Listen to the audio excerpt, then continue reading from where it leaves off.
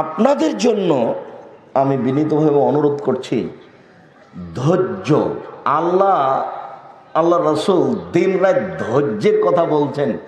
আমি নিজেও বুঝতে পারলাম না যে ধৈর্য ধরতে হবে কোথায়, কিভাবে। আল্লাহ বলছেন মোহাম্মদ সাল্লাল্লাহু আলাইহি ওয়াসাল্লাম, আপনি সুন্দর ধৈর্য ধারণ করুন।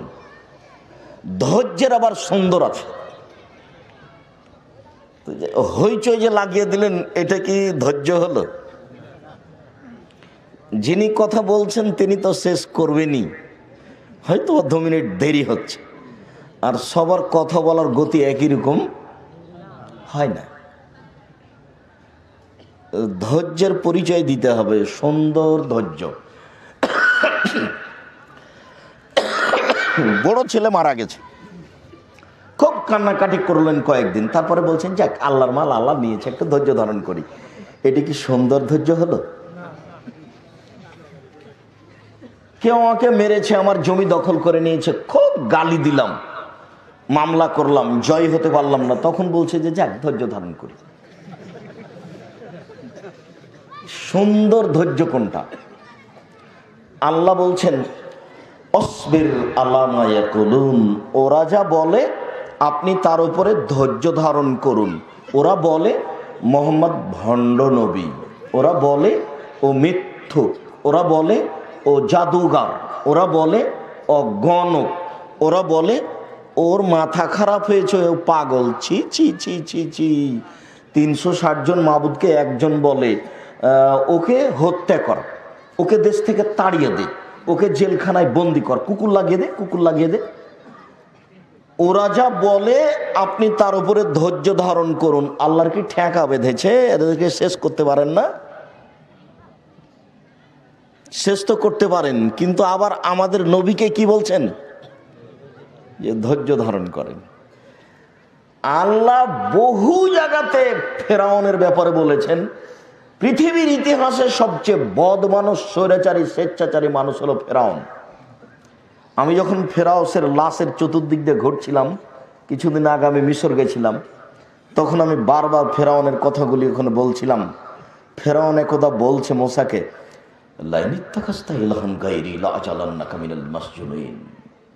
মৌসা, তুমি যদি আমাকে বাদ দিয়ে অন্য কাউকে মাবুদ হিসাবে গ্রহণ করো, তাহলে তোমাকে আমি জেলখানায় বন্দি করে রাখবো। এই আয়াতটা আমি বলছিলাম সেখানে বারবার। ফেরাউন একদা মূসাকে বলছে, মালিম তালাকুম মিন ইলাহিন গায়রি, মূসা, আমি ছাড়া তোমাদের আরো কোনো মাবুদ আল্লাহ আছেন এ কথা আমি জানি না। ফেরাউন মূসা আলাইহিস সালামকে বলেছিল, আনা রাব্বুকুমুল আলা, আমি হচ্ছি সবচেয়ে বড় আল্লাহ, প্রতিপালক। এগুলো ফেরাউনের বক্তব্য। ফেরাউনের ব্যাপারে আল্লাহর পক্ষ থেকে একটা বক্তব্য আছে, যে বক্তব্য আল্লাহ পৃথিবীর কোন মানুষের ব্যাপারে বলেননি। অনেকে আল্লাহ বলে দাবি করেছে, Charles Darwin, Hume, Hegel, Lenin, Karl Marx, Engels, Abraha, আবুলাহ, আবু জাহাব, দাকেনুস, ডিকেটিস, সিক্রেটিস, নমরুদ, ফেরাউন, সাদ্দাত, কারণ, অনেকেই আল্লাহ বলে দাবি করেছে, কিন্তু ফেরাউনের মতো নোংরা দাবি কেউ করেনি। ফেরাউনের ব্যাপারে আল্লাহ একটা কথা বলছেন,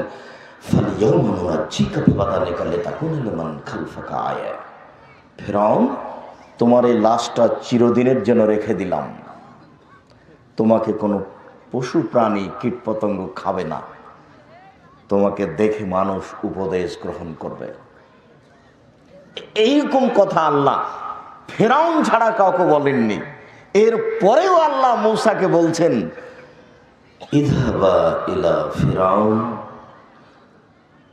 ফাকুলা লাহু কওলান লাইয়িনা।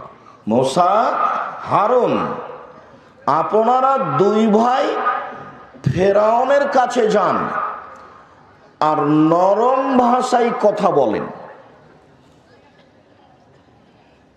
আল্লাহর কি ঠেকা বেঁধেছে? ফেরাউনের সাথে নরম আবার কি? ধৈর্যের পরিচয় দিতে হবে। সবাই বলছে পাগল, সবাই বলছে কুকুর লাগিয়ে দে। এরপরে আল্লাহ বলছেন যে আপনি ধৈর্য ধারণ করুন।